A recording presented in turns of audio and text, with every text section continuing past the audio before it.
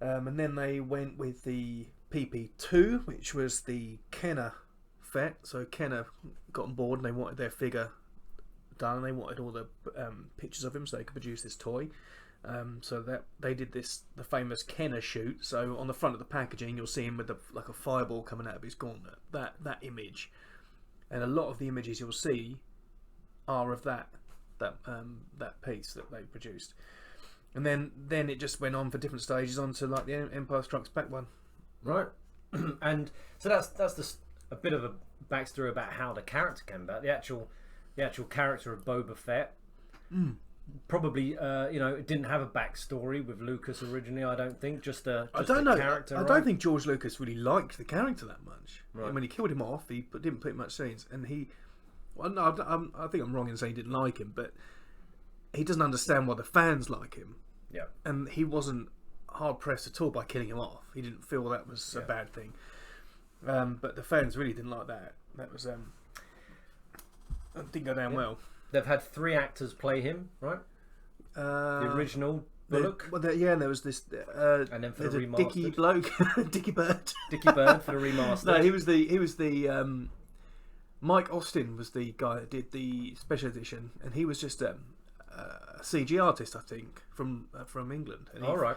And they got him over to San Francisco, I think. And at the time, he was literally just a CG artist, I think, and he didn't know where he was. Couldn't believe he was working now in America at Lucasfilm, blah blah blah. And I think he just, by chance, one day they said, "Would you like to have a look at the archives?"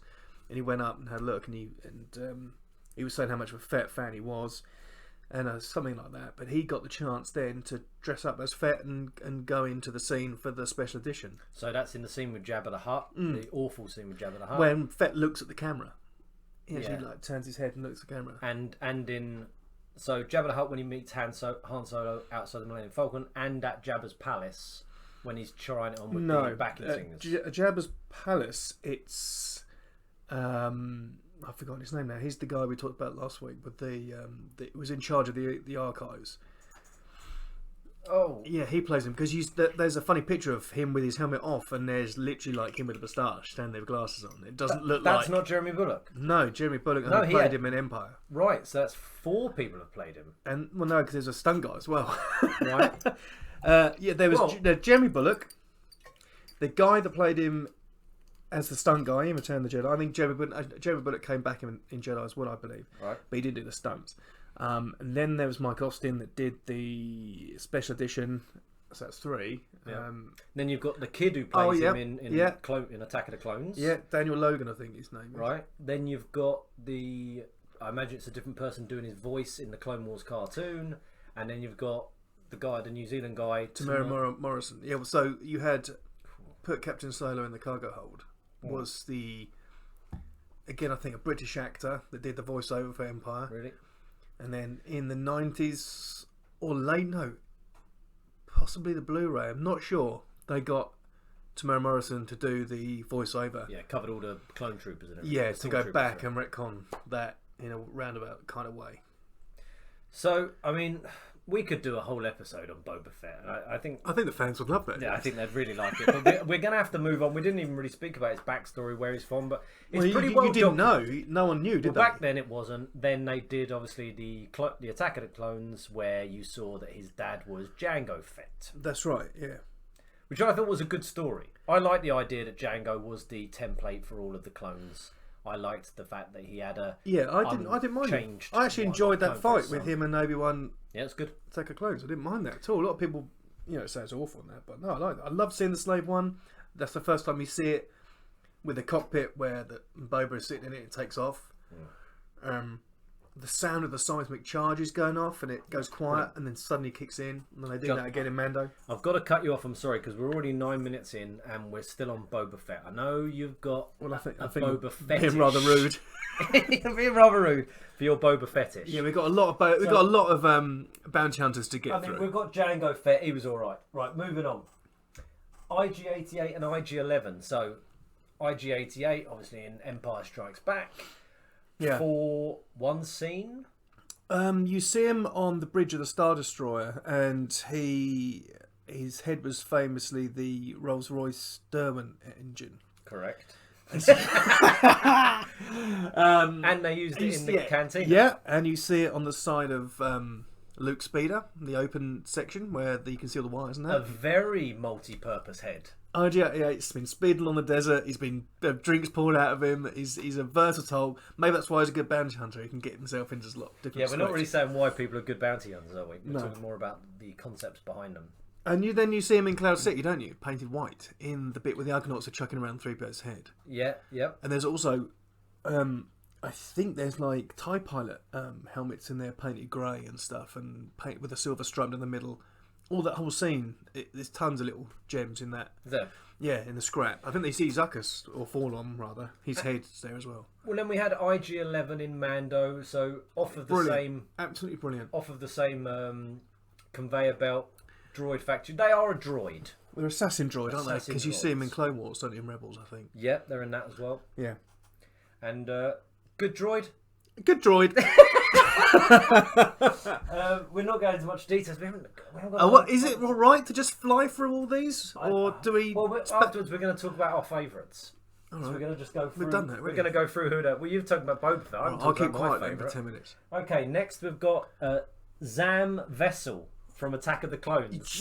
You threw that one on me. I've snuck her in. Right, well, she's a changeling, right? A shape-shifting face. Yeah, she starts off as a pretty lady and then turns into a pretty lizard. I wouldn't. That's quite Star Trekky, isn't it? There wasn't a changeling in Star Trek. There's been a few different changelings. That's my immediate thought when I watched it as a wee lad. Yeah, and I didn't know much about Star Trek then, and I realised that's a bit Star Trekky. Yeah, I don't want to go down a Star Trek rabbit's nest because we'll get stuck in Or there. a bee's hole. She is a shape-shifting bounty hunter. I mean, I say she just because she's a woman, but Sam can be Samuel or Samantha. Sam with a Z. Samantha. Not the traditional spelling. She's doubly dangerous apparently, and is also a good shot. Hired by Django Fett. I mean, James, where are you reading this? just off the top of my head. Yeah, there's no other information there in the top of my head. A lot of crap. I hated the sound of her speeder. In the Attack of the Clones. I didn't like it. It was rubbish, wasn't it? Really. James, Why did her face have to change? It didn't add anything to the story. No, didn't you? Right. James, I know you threw that character on me, but you got me in on your famous podcast here to talk about behind the scenes and stuff. Her shoes were Prada. See you next week. The bounty hunter wears Prada. Yes. How'd you know that? There's a fantastic group on Facebook called the Parts of Star Wars. Right. And it might look like I know a lot, but I'm just regurgitating information that I... Imagine if I used this information for good. I'm often told that by my other half. What information? Star Wars information? Yeah, imagine if I used that in like a degree in business or something. Or... I don't think they do Star Wars business. You'd have to get a job working for the Trade Federation. This is useless knowledge, isn't it? All this Star Wars knowledge. Yeah, no, well, I don't know. I think our fans thousands of listeners will disagree. Well, let's move on from her because who cares? Let's look. One of my favourites is Dengar. That old woman dressed up in toilet roll. Yeah, a real confusing one. Looks like a lady. In fact, it's a chap. Wasn't it one of the Belushi brothers? No, but yeah, it was both of them. Dengar is. I hated Dengar as a figure when I was younger. Now I'd say one of my main hates was he has moles on his bandages. Yeah, they're not moles; they're clips, James. No, but they look like moles. But you could say he has moles on his hips as well. Yeah, he might want to get those checked because that one's an abnormal shape. My kids call him Pants Man. Yeah, he's got a pair of. There's loads of nicknames. Nicknames are bad names for Dengar. He's so rubbish. He's wearing a stormtrooper outfit painted purple, isn't he? Well, they've done a few backstories. They've done a few backstories on Dengar, I think, in Legends and canon. It appears to be like sandtrooper armor at the bottom, and then like the AT-AT driver's armor on top, sort of like a moulded. James, the more I look at this Dengar chap, the more I like his moles now. I appreciate it. They brought him back in Clone Wars cartoon, didn't they? They brought him in. Oh, they did. That's right. When with Aurora Singh and young Boba Fett. Yeah, he was Bosk. He was slimmer back then as well. He'd put on the on the terry. Have you seen what they've turned him into now? A potato on a robot. Isn't it his name backwards or something? It's Rengar 1 or something. It's a massive droid fat thing that you see in like a split second in the Rise of Skywalker, isn't it? Well, he used to be a racer, didn't he? He was a racing driver against Han Solo. On the swoop bikes. Yeah, he was. And he got a bit mucked up on one of those, so he got some extra parts put in. And basically, he's just been trying to improve himself over the years. I mean, I think he went from a slim man to a disgusting creature with pants on his head, and now he's ended up as a cybernetic nightmare, where he looks like a thumb with a face. It looks like a melted thumb inside a teapot. Yeah, with two stretchy maybe that's why metal arms. that's how his thumb melted. What I mean, he wears gloves on robot arms for some reason. Robots don't like to get their hands dirty.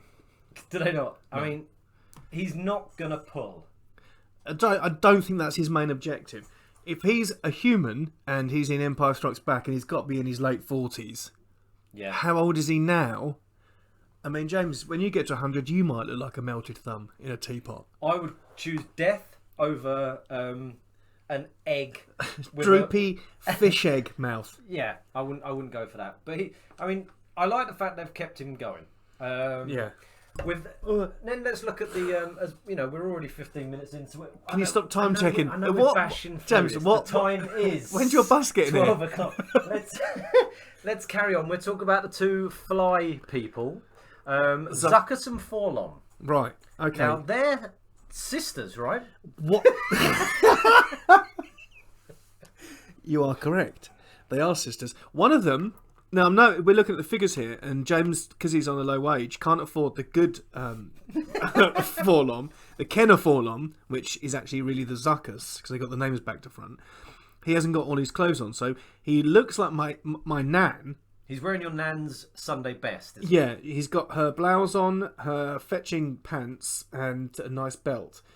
But that's if you cover up the head. If you reveal the head, we're straight away brought into the Star Wars universe. And he does look like a fly with like a breathing mask. I think the eyes originally, I think either him or Zuckuss, I can't remember. See, they're very, very confusing. One of the lenses on the eyes have bubble wrap behind it. Right, yeah, that's good. And a bit like on, we're going off on a huge tangent here, but stick with me. The snow speeder seatbelts had bubble wrap on them. Ridiculous. Even then, in the 70s, they must have thought bubble wrap's just a thing that protects stuff. We can't get away with putting that on screen. Yeah, that's why it was. Yeah, even back then. Even back then. But these sisters are good guys. I like them. I like them a lot. I really like it. And actually, I know we're going back to the figures again. When Zuckuss. Yeah. This is Zuckuss, the one dressed as your nan? No, My nan is Zuckuss, yes. Yep. When he has his all his equipment on, his cape. And his asthma ventilation shaft from mouth. I think he looks good. I think they're both good looking figures. In terms of what they've done in canon, I can't tell you. I can't tell you. But I know. But I do know he's got a massive gun. Forlom's got a huge gun, and his arms wouldn't move the right way to make that gun work, to fire it. They are. Maybe he just walks around with it by his side to impress his sister. Well, I mean, let's make them hold hands. Right. I know they paired around together. Yeah. It's like the two odd kids at school. They'd have to hang around with each other because it makes sense. Yeah. So these two fly. One's a robot fly and one's a normal fly. I'd love to know what they look like. I'd love to know what they talk about behind the clank glass doors. Okay, so sister. Forlom and Zuckuss never met her. Yeah. Let's move on. Let's talk about Bosk. Everyone's favourite. The Trandoshan lizard monkey. It's not a lizard monkey. He's a lizard 7-foot bastard. Yeah. He had real presence in Empire. He did, but it was his birthday. You just see his foot And when his clawed foot, it looked great. Okay, one thing I've got against Bosk, his skin overlaps his coat. So his arms, the sleeves of his jacket, which is actually a 1960s RAF jacket, I believe. Right. The whole thing is like a suit. If you look at his arms, the skin of the arms, the flesh of his arms, are so tight where the jacket meets his arms. That always annoyed me as a kid. They don't flow into the flight suit arms. They sort of the skin goes wider than the fabric of the suit. I know. You know, I'm nitpicking. I know. I know what you mean. I know what you mean. It's flush with the sleeves. Yeah. And when you see, fan art and concept pictures of him, he always looks menacing and brilliant and in a good pose. But really, you can only have him standing around in straight arms in person. Alan Harris played him, which is the same guy who was dressed up in the white Boba Fett suit on the promo pics, not on the video I was talking about, and also the body of Han Solo and Carbonite. Even more interesting. It wasn't Harrison. We are still on the Boba Fett theme. It wasn't Harrison Ford's body. It was Alan Harris. What I would suggest with Bosk, I can see your problem with his sleeves running flush with the metal rim of his and his legs. He looks like an old lady with a water deficiency problem with her. Well, I was going to say he may have an issue. He may be. Maybe we shouldn't be so harsh on him. He may be a rotund lizard. Maybe what's his Trandoshan. Yeah, a rotund Trandoshan. That's a tongue twister. That's a tongue twister. And they've squeezed him into that suit. You know, if you put on a tight jumper and the sleeve does go flush with your skin. Yeah, I mean, I feel bad now because he might have diabetes or some terminal illness, and that's why he's working to pay his medical bills. Diabetes wouldn't do that. No. But maybe angina? Possibly angina. That's why he's yellow. No, that wouldn't do that. No. But you're right. He comes from Kashyyyk, right? The same place as Chewie. That's why he hates Chewie. Is that true? James, I would not lie on this podcast. Hang on, so they're from Kashyyyk. That those people. I believe so. Yeah, there was an episode of Clone Wars where he's fighting Chewie and loads of other Wookiees. I tell you, my expertise in this episode is really flagging. Don't worry, you've got me here, James. Yeah, you're right. So let's move on from Bosk. He carries a nice gun. Greedo. Well, we did Greedo last week, didn't we? We spoke about Greedo. Yeah, let's move on. Cad Bane. Cad Bane. He's a Clone Wars original. Dave Filoni? He is, yeah. Okay, he's a Duros, right? They were the guys with the big light bulb heads that sit in the canteen talking to each other. Really? He's one of them? Yeah. It might be our good old mate Phil Tippett again. Might have been involved in that. I knew he did the hands. Yeah. But okay, right. This is my problem. Cad Bane, cool character. The size of his head is huge, right? A dustbin lid round head. Yeah. You can't fit a cowboy hat on top of that.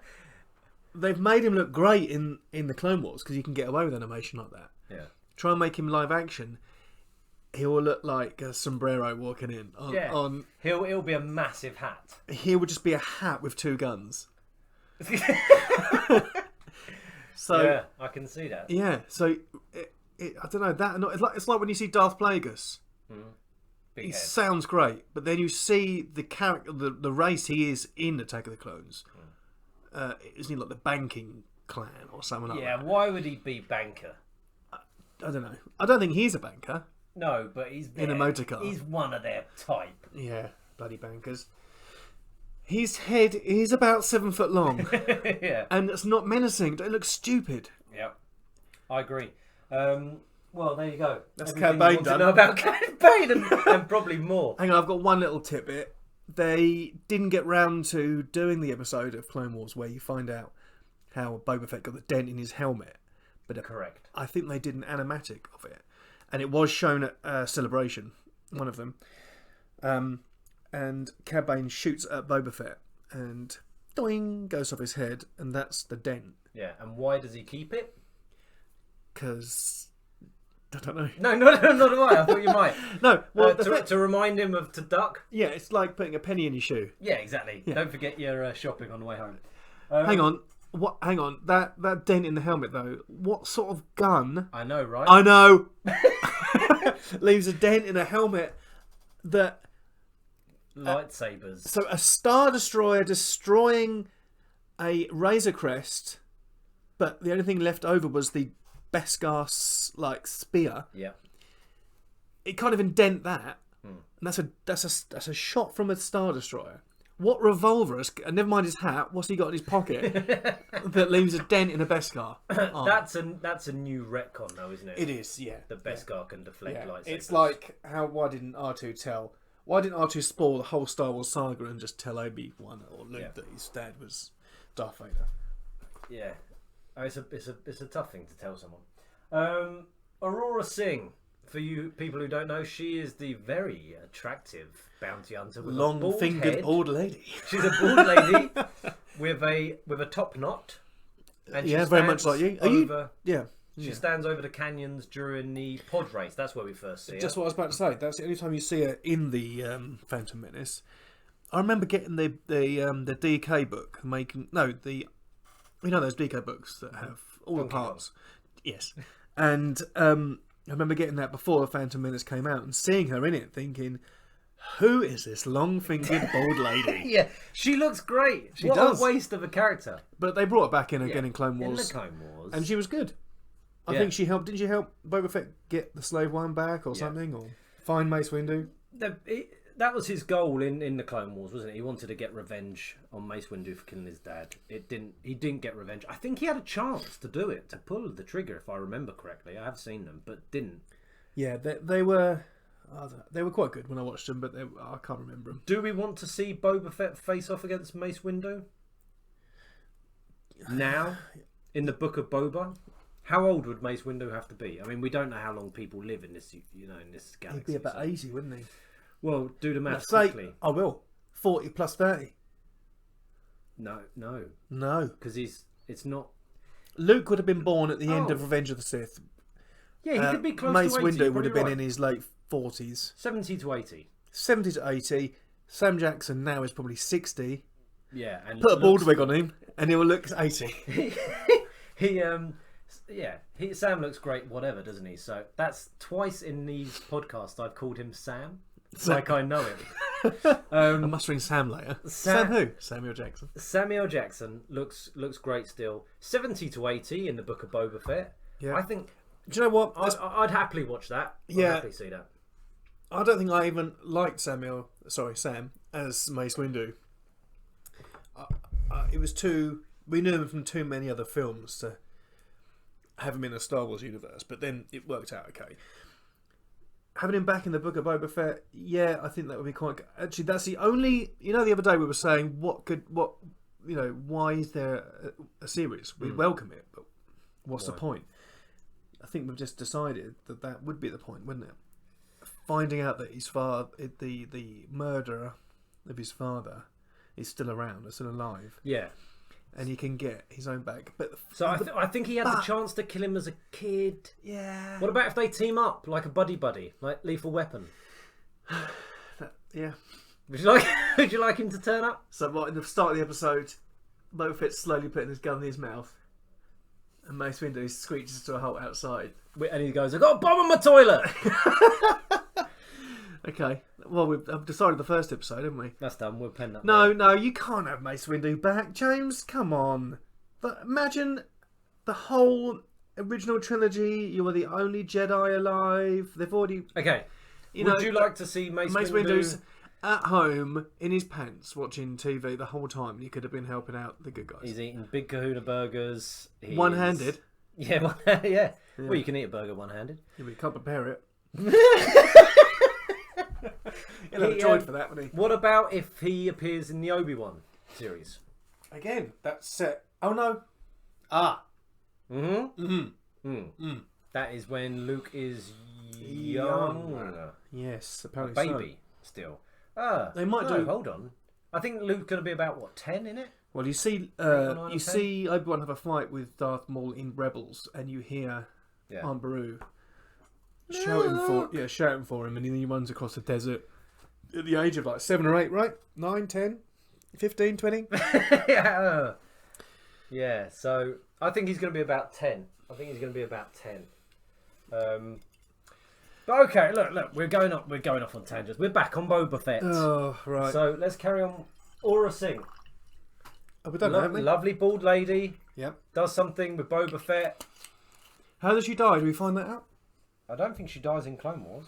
Bring her back. Back a Boba Fett. Lando kills her. You find out in No, he doesn't. The Woody Harrelson character kills her. Does he? He does. Why? In Solo, you see the canteen section where they're playing Sabacc. Woody Harrelson comes across. What's his character name in Solo? We'll call him Woodrow. I think it's Woody. Okay. Lando goes. Woody. Woody. Got to thank you for killing Aurora Singh. I owed her quite a lot of money. And he goes, I wouldn't say pushed her, she fell. Or something like that. I'm trying to do Woody from Cheers. I'm not getting there. Does that happen? I don't remember that bit. It does. I'm gonna have to go back and watch it. James, I said before, I'm not lying. On I this know. podcast. And how many times have you watched this Han Solo film? I've listened to it a lot while going to sleep at night. Nothing better than drifting off to sleep with Woody from Toy Story killing Aurora Singh. Yeah, it's a good one. Well, that's Aurora Singh's. I think that's her entire lifeline just described there. Yeah, that's done. And then, but she could still be in Obi-Wan, right? Because Solo's just before a new. Yeah, she could fit in. Solo's 10 years or so before New Hope. Well, look, that's all the bounty hunters. We're half an hour. I think we've got through that really well. Let's talk about our favourite bounty hunter. I think the fans would like to hear our favourite bounty hunter. Yeah. Well, I've said mine, Boba Fett. See you next week. I can't say. See you next week. Does it matter? No. Does anything matter? No. Should we just? What I would say is, you know that I'm a man of thrift. You are. So if I'm going to book a bounty hunter, I want value for money. I would here we imagine Boba Fett is very expensive. He is. I mean, Darth Vader hired him, and he's got all the credits. So if I'm going to... Oh, thank you. Fire alarm going off there. Car alarm, sorry. If I'm going to book a bounty hunter... Yes. ...to bang a beloved... If you're beginning to book boy, a brave bounty hunter... if I'm going to hire a bounty hunter to kill someone for me, I'm going to end up getting... Bosk, Zam. The sisters. Zam Vessel. Zam She's Vessel. probably cheap. Yeah, Wessel. She's probably cheapest. She's the worst. Yeah, but character. she's probably the cheapest. Yeah, she's dead. Do you know what? She's a changeling, so she should I charge know, more. she know. But she's working with Django Fett. He's high up. He's premium. Bosk is a diabetic lizard that needs money to get a better fitting suit. Yeah. He'll work for anyone. My money's on Bosk. Will he work? See you next week. What does he eat? Will he work for flies? Work for pennies Pennies on the fly. Works for peanuts. I don't want to be in a room with Bosk. He will dribble, won't he? It'll smell. Have you ever smelled someone who owns a lizard? Yeah. Have you ever smelled a diabetic? There's some terrible stuff going on about diabetics here. It's really not that. My mum had diabetes. Yeah, bless her. she smelled lovely. And she was a great bounty hunter. I think if I'm gonna buy a bounty hunter, I want one. I'm gonna go for Aurora Singh. I like her look. I like her big. Think what she could do with those fingers. Yeah, she's really want to see those fingers. She's my pick. Pick of the week. So this week, pick of the week is Aurora Singh. I think that's what our viewers wanted there. I mean, I think we had about 200 requests for go for the bounty hunters. No, I think it's about 197, but right. we've done it. Right. So go for the bounty hunters, please. Yeah, please. So that's the bounty hunters. Have you got anything you want to add to that? I've got no more. Nothing left. I would like to bring something up, John. A bit of controversy. Oh God. Here we go. We've released a few podcasts now. We've had fans are going wild. Yeah. Yeah. But there's been a lot of questions about our theme tune. Yes. Saying, why is it the Doctor Who theme tune? Bit obvious, isn't it? Exactly. See you next week. See you next week. See you next week. A lot of people have put, do you know it's the Doctor Who theme tune? Yes, we know. Yes, we know. That's the nature of the joke. It's such a great joke. It's a great joke. So once again, thank you. I haven't said it first time. First of all, thanks for listening, and once again, thanks for listening to today's podcast. Join us in a week or two for the next instalment. We'll have some. Write down what you want us to talk about. We'll talk about literally anything when it comes to stars and wars. Please, Force be with you. well, hold on. Oh, Please like them and subscribe them and comment them. and comment them. Yeah, thanks very much. I've been Jimmy the Saint. Sorry about the levels of my voice as well. I've been very quiet. I haven't been sitting closer to the microphone due to COVID restrictions. Yeah. Now it's been lifted. We're on each other's laps. So I've been Jimmy the Saint. I've been John. Simmons. Thanks for listening, and may the force Be with all of us.